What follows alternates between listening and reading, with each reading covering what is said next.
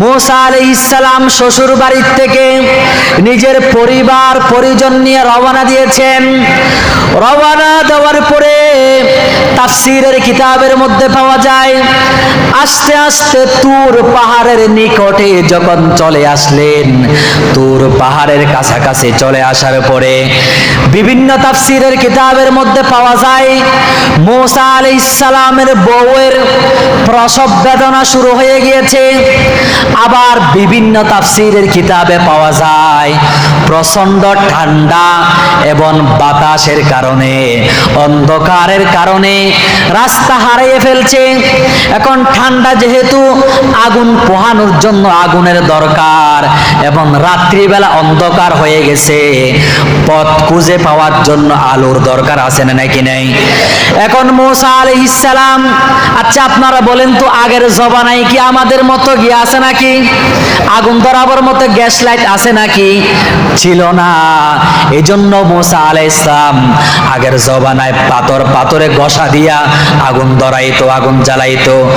মূসা আলাইহিস সালাম প্রাথমিকভাবে পাথরে ঘষা দিয়ে আগুন জ্বালানোর চেষ্টা করলেন, কিন্তু তিনি ব্যর্থ হলেন, আগুন জ্বালাতে তিনি পারলেন না।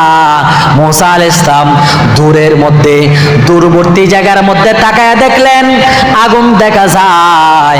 আগুন দেখা যাওয়ার পরে তিনি তার পরিবারকে বললেন, ক্বালা লিআহলিহিম কুসু ইন্নী আনাস্তু নারাল লাআল্লি আতিকুম মিনহা বিখাবারিন আও জাযওয়াতিন মিনান নারি লাআল্লাকুম তাসতালুন। ও আমার বিবি বাচ্চারা, তোমরা এখানে বসো, এখানে অপেক্ষা করো। দূরবর্তী জায়গার মধ্যে আগুন দেখা যায়, আমি গিয়ে দেখি সেখান থেকে কিছু আগুন আনতে পারে কিনা, বা আমি পথের সন্ধান পাই কিনা দেখি, অথবা আমি আগুন আনতে পারে কিনা দেখি, যাতে তোমরা আগুন পোহাইতে পারো। মূসা আলাইহিস সালাম চলে গেলেন আগুনের জন্য যাওয়ার পরে মূসা আলাইহিস সালাম যখন তুর পাহাড়ের মধ্যে যখন তুয়া নামক স্থানের মধ্যে যখন পৌঁছে গেলেন, তখন আওয়াজ আসতেছে ফালাম্মা আতাহা নুদিয়া ইয়া মূসা ইন্নী আনা রাব্বুকা ফাখলা'ন আলাইক ইন্নাকা বিল ওয়াদিল মুকদ্দাসি তুয়া। মূসা আলাইহিস সালাম ওই আগুনের স্থানে যাওয়ার পরে তিনি দেখতে পেলেন সেটা আগুন নয়, আওয়াজ বের হচ্ছে ফালাম্মা আতাহা নুদিয়া ইয়া মূসা, ও মূসা আমি হচ্ছি তোমার রব, ইন্নী আনা রাব্বুকা, আমি তোমার রব, ফাখলা'ন আলাইক, ও মূসা তুমি তুয়া নামক পবিত্র উপত্যকায় তুমি পৌঁছে গেছো, তুমি তোমার জুতা খুলে ফেলো। ফাখলা'ন আলাইক, তুমি তোমার জুতা খুলে ফেলো। কি খুলে ফেলো? জুতা খুলে ফেলো। মূসা আলাইহিস সালাম জুতা খুলে ফেললেন। এরপরে রব্বুল আলামিন আওয়াজ দিচ্ছেন ওয়া নাখতারতুকা ফাসতামি' লিমা ইউহা, ও মূসা আমি তোমাকে বাছাই করলাম, সিলেক্ট করলাম। কি করলাম? বাছাই করলাম। আমি তোমাকে রাসূল বানালাম, তুমি আমার কথাগুলা শোনো। ফাসতামি' লিমা ইউহা, আমার কথাগুলা শোনো। তাহলে মূসা আলাইহিস সালাম সেখানে আল্লাহ তাআলার সঙ্গে কথা বলেছিলেন। কি বলেছিলেন? তুর পাহাড়ের মধ্যে মূসা আলাইহিস সালাম আল্লাহর সাথে কথা বলেছিলেন। এই জন্য তো মূসা আলাইহিস সালামকে কালিমুল্লাহ বলা হয়। কি বলা হয়? কালিমুল্লাহ কেন বলা হয়? মূসা আলাইহিস সালাম তুর পাহাড়ের মধ্যে আল্লাহর সাথে কথা বলেছিলেন, এই জন্য কিন্তু মূসা আলাইহিস সালামকে কালিমুল্লাহ বলা হয়। আল্লাহ রাব্বুল আলামিন সেখানে মূসা আলাইহিস সালামের সাথে কথা বলেছেন এবং বলেছেন, হে মূসা আমি তোমাকে নবী বানালাম, রাসূল বানালাম, তুমি ফাসতামি' লিমা ইউহা, আমি যে ওহী দিচ্ছি আমার ওহীগুলা তুমি ভালো করে শ্রবণ করো, ভালো করে শোনো। আল্লাহ তাআলা বললেন, ইন্নানি আনাল্লাহু লা ইলাহা ইল্লা আনা ফা'বুদনি ওয়া আকিমিস সালাতা লিযিকরি। আল্লাহ রাব্বুল আলামিন বলছেন, হে মূসা আমি হচ্ছি তোমার রব, ইন্নানি আনাল্লাহ লা ইলাহা ইল্লা আনা ফাবুদনি, আমি ছাড়া আর কোনো মাবুদ নাই, আমি ছাড়া আর কোনো ইলাহ নাই, আমি ছাড়া আর কোনো রব নাই, সুতরাং ফাবুদনি আমার ইবাদত করো, ওয়া আকিমিস সালাতা লিযিকরি এবং আমার উদ্দেশ্যে আমাকে স্মরণ করার উদ্দেশ্যে হে মূসা তুমি নামাজ আদায় করো। সুবহানাল্লাহ বলেন। এরপরে মূসা আলাইহিস সালামকে আল্লাহ রাব্বুল আলামিন কিছু ওহী দিলেন। ওহী শোনার পরে এরপরে আল্লাহ রাব্বুল আলামিন বলছেন, হে মূসা তুমি যেহেতু নবী হয়েছো, রাসূল হয়েছো, তুমি যখন ফেরাউনের কাছে মানুষদের কাছে যখন তুমি দাওয়াত নিয়ে যাইবা, রিসালাতের দাওয়াত নিয়া, নবুয়তের দাওয়াত নিয়া যখন তুমি যাইবা, তখন ফেরাউন বা তোমার কওমের মানুষ তোমার থেকে নবুয়তের দলিল বা প্রমাণ চাইতে পারে। এজন্য আমি আল্লাহ তাআলা তোমাকে প্রমাণ দিচ্ছি। হে মূসা শোনো শোনো, ক্বালা আলকিহা, আল্লাহ তাআলা বললেন, আল্লাহ তাআলা মূসা আলাইহিস সালামকে কি বললেন, ওয়ামা তিলকা বিয়ামিনিকা ইয়া মূসা, হে মূসা তোমার হাতে কি আছে? হে মূসা তোমার হাতে কি আছে বলো। মূসা আলাইহিস সালামের হাতে একটা কি ছিল? এটা কি আল্লাহ তাআলা জানতেন না নাকি? জানতেন। এরপরে জিজ্ঞেস করলেন, আল্লাহ তাআলা মূসা আলাইহিস সালামের জবান থেকে, মুখ থেকে শুনতে চাচ্ছেন। মূসা আলাইহিস সালাম এবার জবাব দিচ্ছেন, আতাওয়াক্কালা হিয়া আসাই। মূসা আলাইহিস সালাম বললেন, হে আল্লাহ এটা হচ্ছে একটা লাঠি। এটা কি? আতাওয়াক্কাউ আলাইহা, আমি এটাতে ভর দিয়ে চলি বা এটাতে আমি হেলান দিই। ওয়া হুসু বিহা আলা গনামি, আমি যখন ছাগল ছাড়াই, ছাগলের জন্য আমি গাছ থেকে এই লাঠির মাধ্যমে পাতা পেড়ি। পাতা কি করে ফাড়ি? পাতা সংগ্রহ করে আমি ছাগলের খাওয়াই। হ্যাঁ, ওয়ালিয়া ফিহা মাআরিব উখরা, আমি এটার মাধ্যমে আরো অনেকগুলা কাজ করি। তাহলে আল্লাহ তাআলা জিজ্ঞেস করলেন তোমার হাতে কি? শুধু এটা জিজ্ঞেস করলেন। প্রশ্ন ছোট, জবাবও ছোট হওয়া ছিল, কিন্তু মূসা আলাইহিস সালাম যেহেতু আল্লাহর সাথে কথা বলার সুযোগ পাইলেন, এই সুযোগ কি আর কেউ হাতছাড়া করে? মূসা আলাইহিস সালাম শুরু করলেন, এটা দিয়ে আমি হেলান দিয়ে চলি, ভর দিয়ে চলি, হেলান দিয়ে ছাগলের জন্য পাতা আমি সংগ্রহ করি এবং অমুক অমুক কাজ আমি করি। লম্বা বিস্তারিত আলোচনা শুরু করলেন। আল্লাহ তাআলা বললেন, মূসা লম্বা আলোচনা করার দরকার নাই, কি বলো তোমার হাতে কি আছে? মূসা আলাইহিস সালাম বললেন লাঠি।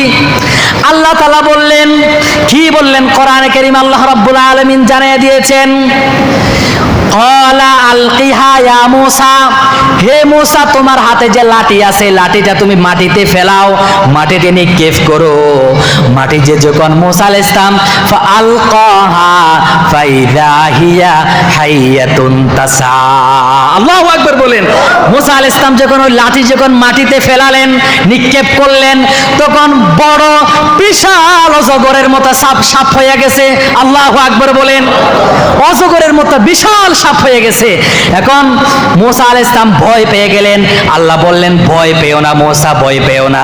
ক্বালা খুযহা ওয়ালা তাখাফ সানুঈদুহা সিরাতাহাল উলা, ভয় পেও না, ধরো।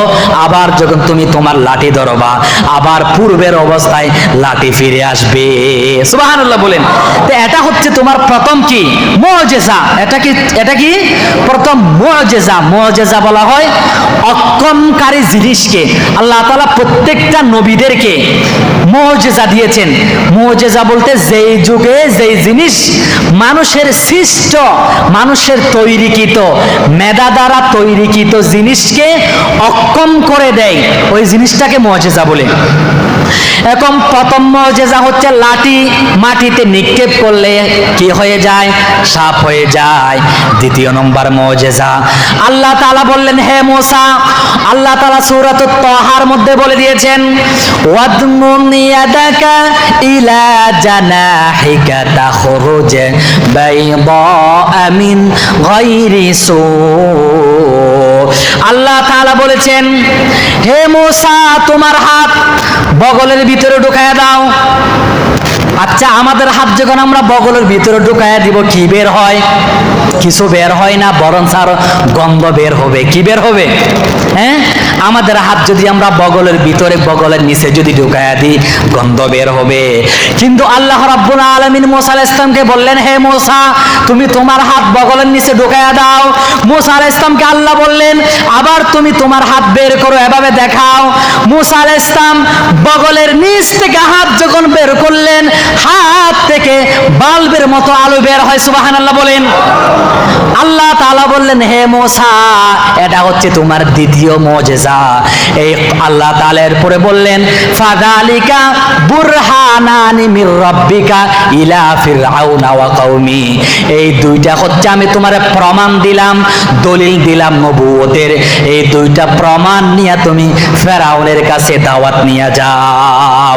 অন্য জায়গার ভিতরে রব্বুল আলামিন বলছেন, ইযহাব ইলা ফিরআউনা ইন্নাহু তাগা। আল্লাহ রাব্বুল আলামিন বললেন, হে মূসা, তুমি ফেরাউনের কাছে যাও। ফেরাউন আমার সাথে দ্রোহিতা করেছে, আমার সাথে অন্যায় করেছে। ফেরাউনকে তুমি আমার দাওয়াত দাও, ফেরাউনের বংশের মানুষকে তুমি দাওয়াত দাও, তোমার বংশের মানুষের দাওয়াত দাও। এই দুইটা দলিল দিলাম, তুমি তাদের কাছে গিয়ে দাওয়াত দাও। এরপরে মূসা আলাইহিস সালাম বললেন, হে আল্লাহ, আমি তো ঠিক আছে দাওয়াত দিব, কিন্তু আমার কিছু অনুরোধ, আমার কিছু চাওয়া আছে। কি আছে?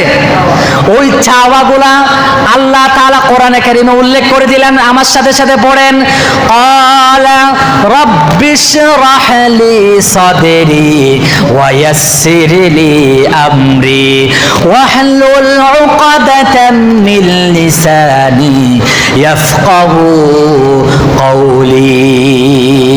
মূসা আলাইহিস সালাম বললেন, হে আল্লাহ, নবুয়তের রিসালাতের একটা বড় দায়িত্ব আপনি আমারে দিলেন। এটা ক্বালা রাব্বিশরাহ লি সাদরি, এটা পালন করার জন্য আপনি আমার সিনা, আমার বক্ষকে আপনি কি করে দেন? প্রশস্ত করে দেন। ওয়ায়াসসির লি আমরি, এত বড় বড় জিম্মাদারি আমি তো সহজে পালন করতে পারবো না। আমার নবুয়তের জিম্মাদারি এটা আপনি সহজ করে দেন। ওয়াহলুল উকদাতাম মিন লিসানি। হে আল্লাহ, মূসা আলাইহিস সালাম বলতেছেন, আমার জবানে, আমার মুখের মধ্যে জড়তা আছে, আমি স্পষ্টভাবে কথা বলতে পারি না। আপনি আমার জবানটা খুলে দেন, আমি যেন স্পষ্টভাবে কথা বলতে পারি। ওই যে ইয়াফকাহু কওলি, আমার কথা যেন তারা বুঝে, এভাবে আমার আপনি জবান দান করেন। এরপরে বললেন, ওয়াজআললি ওয়াজিরাম মিন আহলি হারুন আখি। এরপরে মূসা আলাইহিস সালাম বললেন, হে আল্লাহ, আমার বংশ থেকে হারুনকে আমার সাথী বানায়া দেন, আমার ওয়াজির বানান, আমার সাথী বানান। কেননা হারুনের জবান বেশি চলে। হারুনের জবান বেশি চলে, কথায় পটু। কোরআন কারীমে আল্লাহ তাআলা উল্লেখ করেছেন, হুয়া আফসাহু মিন্নি লিসানান ফারসিলহু মাইয়া রিদে আন ইউসাদদিকুনি। আল্লাহ হারুনের জবানটা বেশি চলে, সুন্দরভাবে গুছিয়ে কথা বলতে পারে। হারুন, আমার ভাই হারুন, আপনি হারুনকেও নবুয়ত দিয়া দেন, নবুয়ত দিয়া হারুনকে আপনি আমার সাথী বানায়া দেন। আল্লাহ রাব্বুল আলামিন এই প্রত্যেকটা দোয়া আল্লাহ কবুল করলেন। সুবহানাল্লাহ বলেন। এরপরে মূসা আলাইহিস সালাম ফেরাউনের কাছে দাওয়াত নিয়ে আসলেন। ফেরাউনের কাছে যে দাওয়াত নিয়ে এসে মূসা আলাইহিস সালাম এবং হারুন আলাইহিস সালাম বললেন, ওয়াকালা মূসা ইয়া ফিরআউনু ইন্নী রাসূলুম মির রাব্বিল আলামিন। মূসা আলাইহিস সালাম ফেরাউনের কাছে আসার পরে বললেন, হে ফেরাউন, ও ফেরাউন, আমি কিন্তু আগের মূসা না, আগের সাধারণ মূসা আমি কিন্তু না। আমার আল্লাহ তাআলা রাসূল বানিয়েছেন, আমার আল্লাহ তাআলা নবী বানিয়েছেন। এখন আমি আল্লাহর পক্ষ থেকে প্রেরিত রাসূল। আমি তোমার দাওয়াত দিচ্ছি, তুমি আমার দাওয়াত গ্রহণ করে নাও, তুমি আমার দাওয়াত কবুল করে নাও, আল্লাহর উপরে বিশ্বাস আনো এবং আমাকে রাসূল হিসাবে, নবী হিসাবে তুমি মেনে নাও। ওই কথা বলার পরে এখন ফেরাউন কি বললেন জানেন? আচ্ছা, ফেরাউন কি এই কথা বলার পরে মূসা আলাইহিস সালামকে ফুলের তোড়া দিয়ে গ্রহণ করে নিছে নাকি? হ্যাঁ, নাকি গ্রহণ করে নিছে? গ্রহণ করেন নাই। ফেরাউন মুখ বেষ্টি দিয়ে বলতেছেন, এতদিন পর্যন্ত কোথায় পালিয়েছিলে, কোথাও চলে গেছিলে, আর এতদিন পরে এসে হুট করে বলতেছিস তুই নাকি রব্বুল আলামিনের পক্ষ থেকে রসুল হয়ে এসেছিস। কিসের রব্বুল আলামিন? আমি না রব্বুল আলামিন। এই মিশর এটা আমার এলাকা, আমার মাধ্যমে শাসিত হয়, আমার শাসিত মিশর এলাকা। এখানে আবার কিসের তোর রব্বুল আলামিন? আমি হচ্ছি আনা রব্বুকুমুল আলা। ফেরাউন কি বলে? আমি হচ্ছি বড় রব, আমার উপর আর কোনো রব নাই। নাউজুবিল্লাহ বলেন। এরপরে মূসা আলাইহিস সালাম বললেন, ক্বালা রাব্বুস সামাওয়াতি ওয়াল আরদি ওয়া মা বাইনাহুমা ইন কুনতুম মুকিনিন। মূসা আলাইহিস সালাম বললেন, হে ফেরাউন, তুমি যে রব রব দাবি করতেছো, আমার আল্লাহ তোমার মতো এরকম ফাঁসার রব না। আমার আল্লাহ হচ্ছে আসমান এবং জমিনের মধ্যে যা আছে, আসমান জমিনের মাঝখানে যা আছে সব কিছুর রব হচ্ছে আমার আল্লাহ। ঠিক কিনা বলেন? এরপরে ফেরাউন তো রেগে বেগে আগুন। ফেরাউন তার আশপাশে যা আছে মন্ত্রীবর্গ সভাসদ যারা আছে তাদেরকে বললেন, ক্বালা লিমান হাওলাহু আলা তাসতামিউন, হে শুনছো তোমরা? এই শুনছো মূসা কি বলতেছে? তোমরা শুনতেছো? সে নাকি রব্বুল আলামিনের দাওয়াত নিয়ে আসছে, তোমরা কি শুনতেছো? এরপরে এখন ফেরাউন কি বলতেছেন জানেন? ফেরাউন বলতেছে, এটা রসুল মসুল কিছু না, এই মূসা পাগল হয়ে গেছে। কি হয়ে গেছে? পাগল হয়ে গেছে। এখন কি বললেন? মূসা আলাইহিস সালাম দাওয়াত দিতে আসলেন, এখন ফেরাউন বলতেছে পাগল। তাহলে এটা ফেরাউনের স্বভাব। এরপরে ফেরাউনের ক্যারেক্টার লালন করা, যুগে যুগে যারা কি আসবে, স্বৈর শাসক যারা আসবে, ওদেরকেও যখন উলামায়ে কেরামরা দায়ী যারা আছে দ্বীনের দায়ীরা যখন তাদেরকে দাওয়াত দিবেন, তখন তারা ক্ষমতার চেয়ার রক্ষা করার জন্য, ক্ষমতাকে টিকিয়ে রাখার জন্য, তখন তারা দ্বীনের দায়ীদেরকে, আলেমদেরকে জঙ্গিবাদ এবং মৌলবাদী বলে টিটকারি করে। ঠিক কিনা বলেন? তাহলে আগেরটাই ছিল পাগল বলা, ইন্নাকা লামাজনুন, এটা ছিল ফেরাউনের ক্যারেক্টার, যে ফেরাউনের চরিত্র। আবার ফেরাউনের ক্যারেক্টার, ফেরাউনের চরিত্র যারা লালন করে তাদের কথা হচ্ছে দ্বীনকে থামিয়ে দেওয়ার জন্য, ইসলামকে থামিয়ে দেওয়ার জন্য তারা কি বলে? দ্বীনের দায়ীদেরকে তোমরা জঙ্গি, মৌলবাদ, অমুক অমুক ঠেক লাগায়া মানুষদের দাওয়াত তারা বন্ধ করে দিতে চায়। কিন্তু আপনারা বলেন তো, এই যে পাগল, তারপরে ফেরাউনের ধমকি হুমকি শোনার পরে মূসা আলাইহিস সালাম কি থেমে গিয়েছিলেন? বাড়িতে ঢুকে গিয়েছিলেন? না, মূসা আলাইহিস সালাম এগিয়ে গিয়েছিলেন। আল্লাহ মূসা আলাইহিস সালামকে সফলতা দিয়েছিলেন। এরকম ভাবে যুগে যুগে ইসলামের দাওয়াত দিতে গেলে বাধা আসবে, কিন্তু ওই বাধাকে উপেক্ষা করে, বাধা ডিঙ্গিয়ে এগিয়ে যাওয়ার পরে দাওয়াত যখন আপনি চালিয়ে যাবেন, আল্লাহ ইসলামের বিজয় দিয়ে দিবেন। ঠিক কিনা বলেন? বলে আসেন আপনারা। এরপরে এখন ফেরাউনকে রবের পরিচয় দিচ্ছে। আবার মূসা আলাইহিস সালাম বলতেছেন, ক্বালা রাব্বুল মাশরিকি ওয়াল মাগরিবি ওয়া মা বাইনাহুমা ইন কুনতুম তাআকিলুন।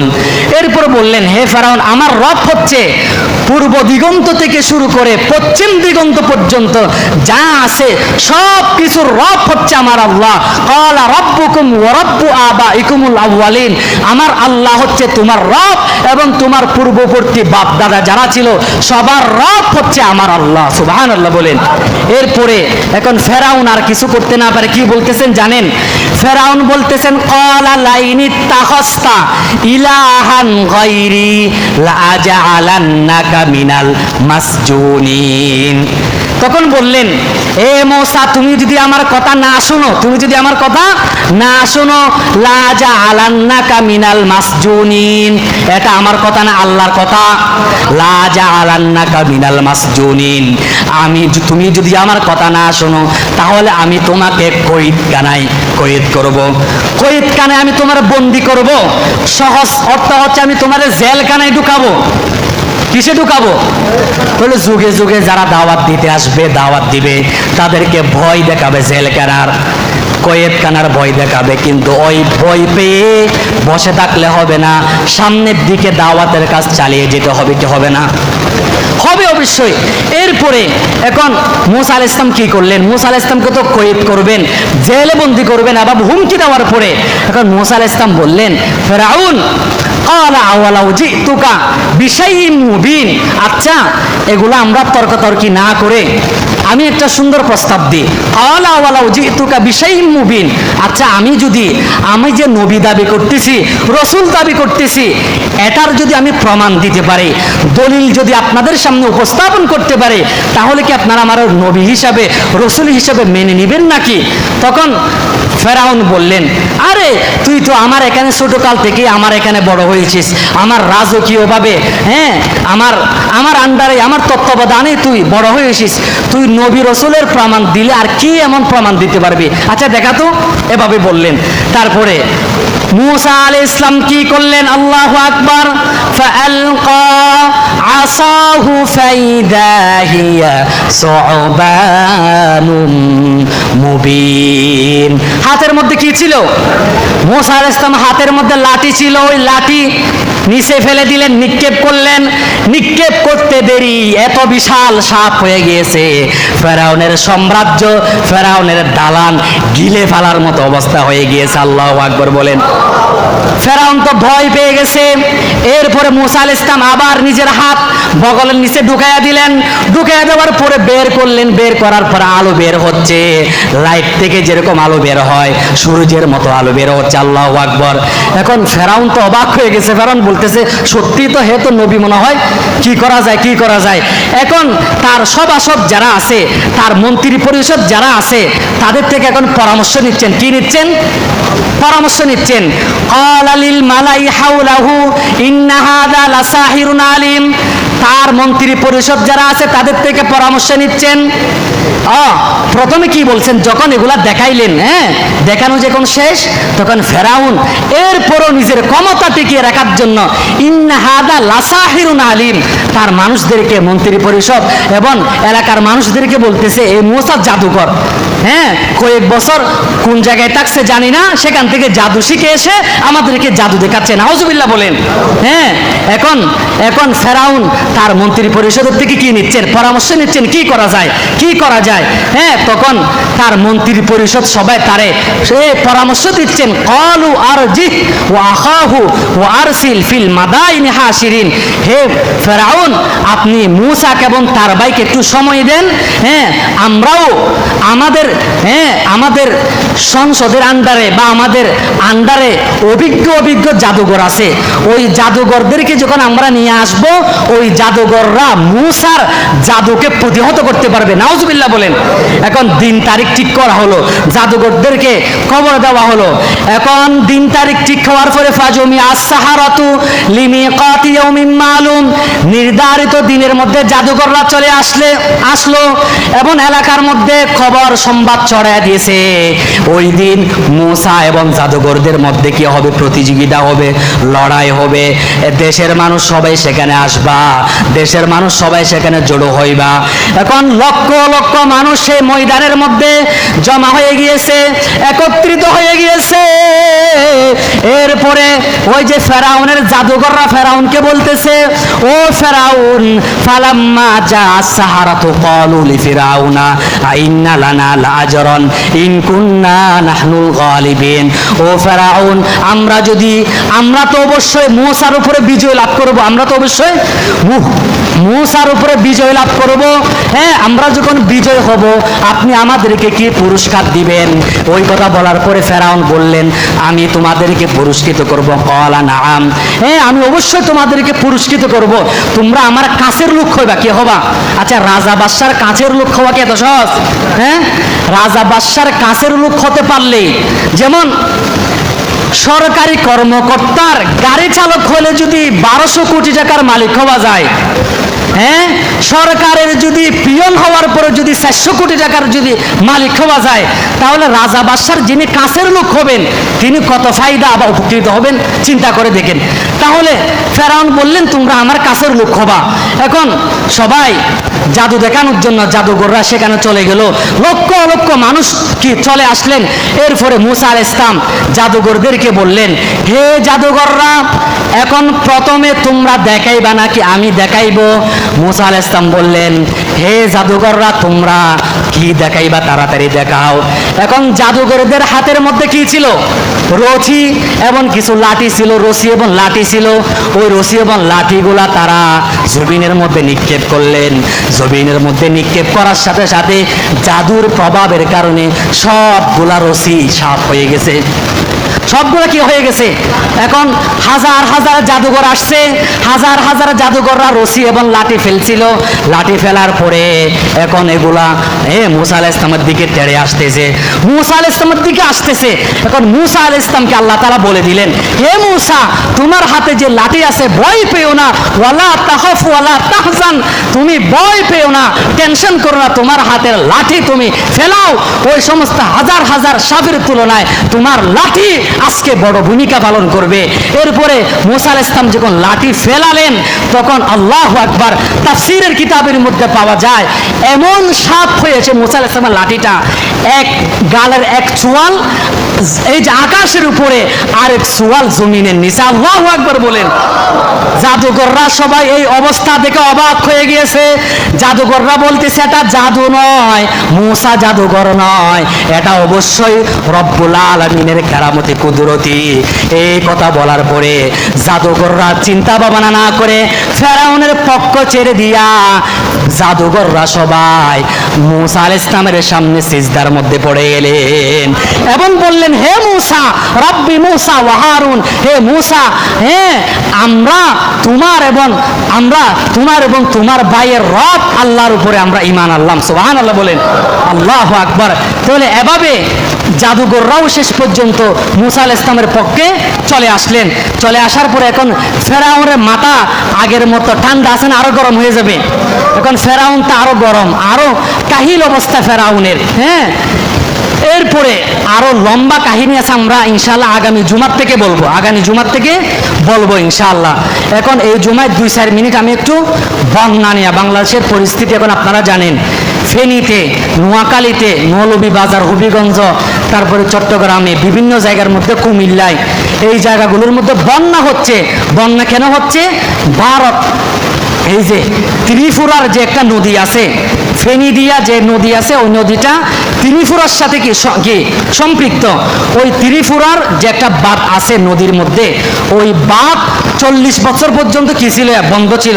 40 বছর পরে ভারত বাংলাদেশকে কোনো সতর্কতা করা ছাড়া, কোনো আগাম বার্তা দেওয়া ছাড়া, কোনো কিছু না বইলাই রাতের বেলা তারা সে বাঁধ খুলে দিয়েছে। খুলে দেওয়ার কারণে এবং সাথে সাথে প্রচন্ড বৃষ্টি বাংলাদেশে হচ্ছে। এগুলার কারণে হ্যাঁ, বাংলাদেশের বিভিন্ন জায়গার মধ্যে বন্যায় প্লাবিত এমন জায়গা, এমন গ্রাম আমরা দেখতে পাচ্ছি, শুনতে পাচ্ছি খবর।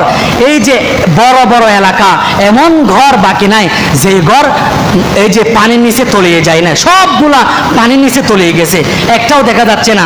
হ্যাঁ, প্রথম তলায়, দ্বিতীয় তলায় পানি উঠে গেছে, তৃতীয় তলার কাছাকাছি অনেক জায়গার মধ্যে হচ্ছে। অনেক মানুষ, লক্ষ লক্ষ মানুষ হাহাকার। অথচ এই যে ভারত রাষ্ট্র, এটা সবসময় আমাদেরকে বলে বন্ধু রাষ্ট্র, কিন্তু না, ভারত ইহুদি, খ্রিস্টান, হ্যাঁ, বেঈমান, কাফেররা কখনো মুসলমানদের বন্ধু হতে পারে না, কখনো মুসলমানদের বন্ধু হতে পারে না। কাফের মুশরিকরা সবসময় মুসলমানদের কি শত্রু। এই যে ভারত যে আমাদের শত্রু, এটা আমাদের মাথায় গেঁথে রাখতে হবে। ভারত আমাদের শত্রু, তারা আমাদেরকে সবসময় চায় আমাদেরকে ধ্বংস করতে, তারা সবসময় চায় আমাদেরকে কি করতে? শাসন করতে। অথচ আমি আপনাদেরকে উদাহরণ দিই, এই যে মালয়েশিয়া রাষ্ট্র, মালয়েশিয়া বড় রাষ্ট্র না? হ্যাঁ, ধনী রাষ্ট্র না? এই যে মালয়েশিয়ার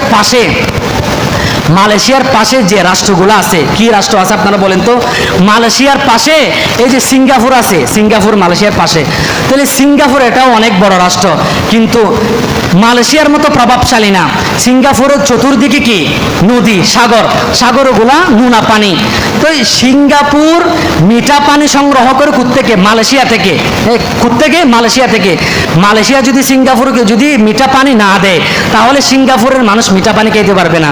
অথচ দেখেন চাইলেই মালয়েশিয়ার মতো এই রাষ্ট্র, প্রভাবশালী রাষ্ট্র, সিঙ্গাপুরের পানি না দিয়া তারা জুলুম করতে পারতো, কিন্তু তারা মুসলমান রাষ্ট্র, তারা মুসলমানদের উপরে বা মানুষের উপরে জুলুম করবে, প্রতিবেশী রাষ্ট্রের উপরে জুলুম করবে, ইসলাম তাদেরকে শিক্ষা দেয় নাই। এরকম ইন্দোনেশিয়া একটা কি আছে, রাষ্ট্র আছে। ইন্দোনেশিয়া রাষ্ট্রের পাশে হচ্ছে শ্রীলঙ্কা। শ্রীলঙ্কাও কিন্তু এত উন্নত রাষ্ট্র না। হ্যাঁ, ইন্দোনেশিয়া বড় রাষ্ট্র, বড় রাষ্ট্র। এই রাষ্ট্রও কিন্তু কোনোদিন এই শ্রীলঙ্কাকে কোনোদিন জুলুম করে নাই। এরকম কাফের রাষ্ট্র দেখেন, এই যে আমেরিকা, আমেরিকার পাশে হচ্ছে, আমেরিকার পাশে একটা রাষ্ট্র আছে, রাষ্ট্রের নাম আমি ভুলে গেছি, এই মেক্সিকো মনে হয়, মেক্সিকো। এই মেক্সিকো আমেরিকার পাশে গরিব রাষ্ট্র। কখনো আমেরিকা এত প্রভাবশালী হওয়ার পরও কখনো মেক্সিকোর উপরে তারা জুলুম করে নাই। কিন্তু আমাদের বাংলাদেশের পাশে ভারত, এই রাষ্ট্র, সবসময় ভারত চায় আমাদের বাংলাদেশের উপরে দাদাগিরি করার জন্য। আমরা পরিষ্কার ভাষায় বলতে চাই, এখন থেকে আমরা ঘোষণা দিতে চাই, বাংলাদেশের উপরে আর দাদাগিরি চলবে না, ঠিক কিনা বলেন? বাংলাদেশের উপরে যারা দাদাগিরি করতে চাইবে, ওই দাদাগিরিদের যারা দালালি করবে, বাংলার মুসলমান তাদেরকে লাল কার্ড দেখাবে, ঠিক কিনা বলেন? ভারতকে আমরা সতর্ক হয়ে যাওয়ার জন্য বললাম।